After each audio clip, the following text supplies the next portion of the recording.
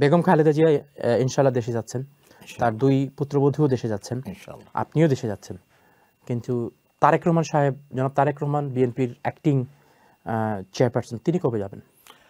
এই জনাব তারেক রহমান সাহেব, যেহেতু আপনাকে আমি বললাম বিগত 16-17 বছর থেকে উনি স্বেচ্ছায় কিন্তু এই দেশে থাকেননি, উনি বাধ্য হয়ে আসছিলেন, চিকিৎসাধীন অবস্থায় ছিলেন কিছুদিন, পরবর্তী টাইমে তিনি বাধ্য হয়ে এই দেশে থাকছেন।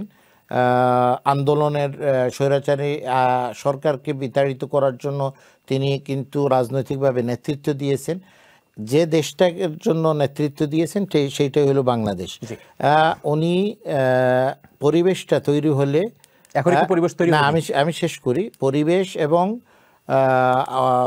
ওনার যে একটা দেশে থাকলে স্বাভাবিকভাবে বাংলাদেশেও ওনার পরিস্থিতিটাকে তৈরি করার কিছু কার্যক্রম আছে। স্বাভাবিকভাবে একটা জায়গা থেকে আপনি যদি মুভ করতে চাইলে আরেকটা জায়গায় আপনি যাওয়ার সময় একটা প্রসিজিওর মেনটেন করা লাগে এবং একটা স্টেপ তৈরি করা লাগে।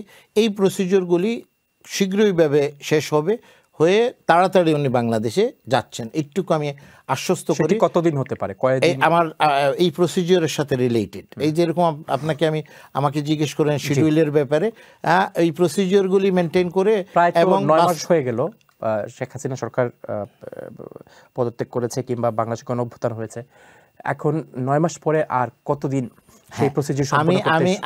আমি যেটুকু আপনাকে আমি বলবো, জনাব তারেক রহমান সাহেব যদি আজকেই প্রসিডিওরগুলি শেষ হয়, আগামীকালকে তিনি বাংলাদেশে যাওয়ার জন্য রেডি। আচ্ছা, বিকজ বাংলাদেশের জনগণের, ব্রিটিশ, আমি এই টেকনিক্যাল সাইডগুলি আমার কাছে ক্লিয়ার না, সেই জন্য